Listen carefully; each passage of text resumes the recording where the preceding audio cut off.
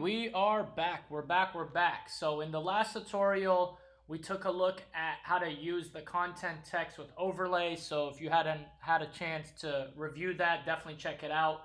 In this series, we're just going through all of these blocks so I can explain exactly how you can use it and become proficient with it. So the next block, which is the most important and probably the most widely used block, is the content with text.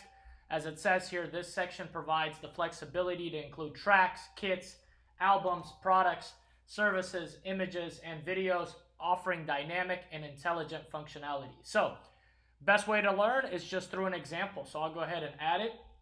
And as you'll see here, once again on the right, has all of the properties, everything that you can change about this block. So the very first thing you have to ask yourself is, well, what do you want to add here? Like, what is the content? Is it video? Is it an image? Is it a track that you want to sell, whether that's a beat or song? Is it a service? Is it a product, digital product, physical product? It doesn't matter. It's dynamic. You can attach anything here. That's the point of it. So let's go ahead and click here on the right where it says content. You'll see an add button. You can click that. And here is your library of content. This is pretty much everything that you have to offer. So tracks, which could either be beats or songs, your kits, your albums, your products, which could either be services or physical products, images, or even videos. So let's just do something that's most common in the music space, which would be either a beat or a song. I'll go ahead and attach a beat. So when I attach this beat and I click confirm, what you'll see is some stuff is already pre-populated for me. The beat cover is populated. The price of the beat is populated, which is the minimum price. Obviously, beats have multiple licenses, so it'll grab the lowest price in your lowest license. And then, it'll have, the title here populated as well. So moving from top to bottom, now that we've attached our beat, we could decide, do we want this content aligned from the left or the right? So when you click on right, it just changes the position. What this really allows you to do is create a site that has one of these blocks on the left, and then you could put one right underneath and make it go on the right, and it's kind of cool. You're like alternating, the direction. So then we go to the max height, which is exactly what it sounds like. That, as you can see here, that controls the max height of your image right there on the left. So it's up to you, however you want it to look like. I'll just, set the max to be the greatest height. Then you got background color, which is self-explanatory. You can change that to whatever you want. If you want more of a transparent vibe bleeding into the background, you can always change the opacity. And as you can see here, that allows you to see the background image. So I'll leave it at black for now. And then once again, this is standard stuff. I mean, it's the title here. It says cruising. You can change it, the color, and all of the different properties. I'm not going to go into that. And then same thing with the subtitle. It's like whatever you want to add.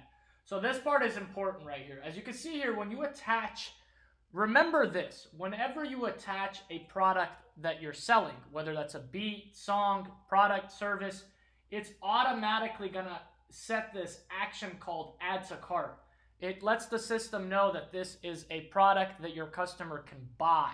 So don't change this to anything else unless you want to. You can override this, but just know if you're trying to sell something like a beat or like a song or a service, you have to leave it at add to cart, right? And then the label, you could change this label. It has the price in it. Some people don't have the price. You can do add to bag, instead of add to cart. It's up to you, what I mean, what you want to put there. Button color, self-explanatory icon. This play button here is for the actual track. You can choose to not show it. It would be kind of pointless to do that, but I would just recommend always showing that so people know that they can click play, to play that beat. And then you got the padding, which is once again self-explanatory. That just gives padding to the top, as you can see there. If I put like 15, I'll put it back to 55. It just gives extra space at the top, bottom, left, and right. So once again, let's go back to this content, right? Because as you can see here, this is a common mistake a lot of people do, is they'll have their track or song on here, and then they'll click update, and they'll think, I just want to change the image of this track. and they'll go to the images section. You don't want to go to the images section because that'll just override the track and the product. You want to go into your actual beat right here under tracks, click the 3 dots and click update track.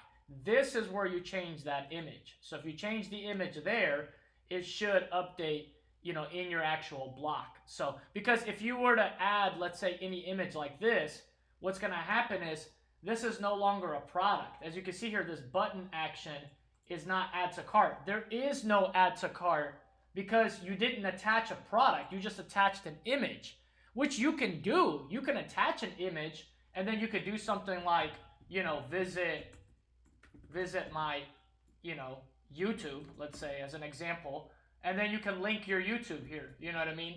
So, not sure what happened there. Yep. So you can like link your YouTube here, for example, like, so you could do that, you know, nothing's stopping you from utilizing the software in a dynamic way. But just so you know, make sure that you update your product's info in the actual product. The same thing goes true for your services. If you're going to update the title, if you're going to update, you know, the image, all of the information, make sure you do it in the actual product, you know, so that's a good rule of thumb. So yeah, I mean, with this, you can attach really anything. You know, if I wanted to attach this digital product as an example, I'll do that. And as you can see, anytime you attach an actual product that you could sell, once again, this add to cart automatically, you know, will populate for you. So that is pretty much this block. It's very dynamic. Like I said, you can attach videos, you can attach really anything, and it looks great. And yeah, definitely play around with it, mess around with it a little bit, but it's a great block that's very dynamic based off of what you want to do. I hope this tutorial was helpful in helping you learn a little bit about this content with text. Of course, if you have any specific questions or concerns, reach out to support@inadot.com. Thank you so much.